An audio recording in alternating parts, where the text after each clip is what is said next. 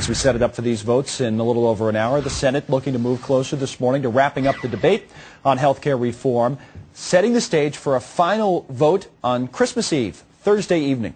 Beginning this morning, shortly after 7 o'clock Eastern, senators will hold the second round of procedural voting to end the debate. The third round on that likely to take place tomorrow. Ahead of all this, the AMA, the American Medical Association, giving the Senate some major support with its bill, saying that the legislation offers significant reform to the health care industry. If it clears these votes, and it is expected to, the procedural votes, the Senate will vote on the entire measure, $871 billion worth, on Thursday evening. If members do end up passing the bill, then they have to work with the House of Representatives next month to come together and merge each chamber's bill in committee. Now, that merger faces challenges of its own, though, because the two bills would be different. The House version includes the public option. The Senate ditched that to gain some support from moderate Democrats. Both bills also have different languages in regards to federal funding for abortions, among other things. For an instant audit on all of this, we bring in Dan Schaefer this morning from Schaefer Asset Management. Will be with us throughout the program. And Andrew Rubin is the Vice President at the Medical Center Clinical Affairs at NYU's Langone Medical Center. Okay, Andrew, thank you for joining us. He was with us on Fox Business Morning. Dan, it's always good to see you. Good morning. So two separate areas kind of expertise. Dan, we want to talk a little bit about markets and the economy in a moment. After Andrew, we can go over some of the pluses and minuses, which you did a great job last hour of doing for us. For those who are now watching on the internet, the good things in this bill are what? What do you like about it? Well, the good things, number one, is there's a look at cost, because we have to pay for this bill, and I think that, working in the industry, knowing what I know about healthcare, there's a lot of opportunity to make the system more efficient, and I think that the Senate bill has some good components in there to start looking at it. We don't know what they are yet, but we know that there's an opportunity to take some costs out. I also like the fact that there's not a public option, which you talked about. Oh, you do? Okay. I do like that it's not in there. And there's a reason for that. And the AMA, the reason they endorse this bill is because the public option's not in there. The big reason is because we didn't need it. It was very controversial. And this allows the private insurance markets with some really strong, heavy regulation to make sure that they're providing insurance for more people. Some of the more liberal members, I think of Congressman Anthony Weiner a number of times, will say costs will not come down unless the public option is in. You say that's not true. I just don't think that's true. I think that there's two different components of costs. I mean, a national plan, the reason they say cost was going to go down is because they were going to pay physicians and hospitals at rates similar to Medicare.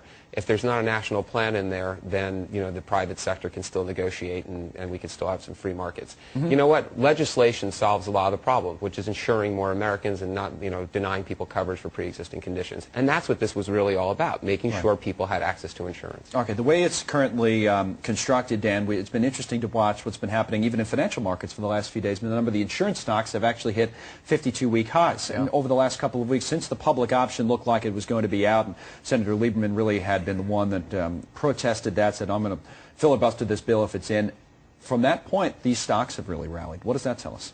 Well, it tells us that the public option was something that the public didn't want and the insurance industry didn't want, and now that it's going to be left in the hands of the insurance industry, it will be a lot stronger, right. Considering. But the bill has a lot of issues in it, and a lot of people don't even know what's in it. There was a lot of negotiation that went on over the last 48 hours.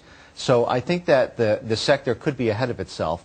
I'm not sure yet, because we don't know what the final bill is going to look like. All right. So, but the broad measures of it, I just used the CBO estimates for this, the Congressional Budget Office, and because we've had a number of guests come on, and some of it is detailed. And Andrew has been, the medical professional, talking about it, and others are saying, oh, I don't like this. It's more spending. It's going to add to it. But the CBO says it will reduce the deficit by $132 billion over the course of 10 years, not add to the deficit, even though it's an $871 billion deal. And the number of uninsured Americans will go down. They'll be 94%, I believe, is the number of the country now will have health insurance. Aren't those all good things? Well, yeah, they are good things. Absolutely. I mean, we do need a health plan or a health coverage program in this country.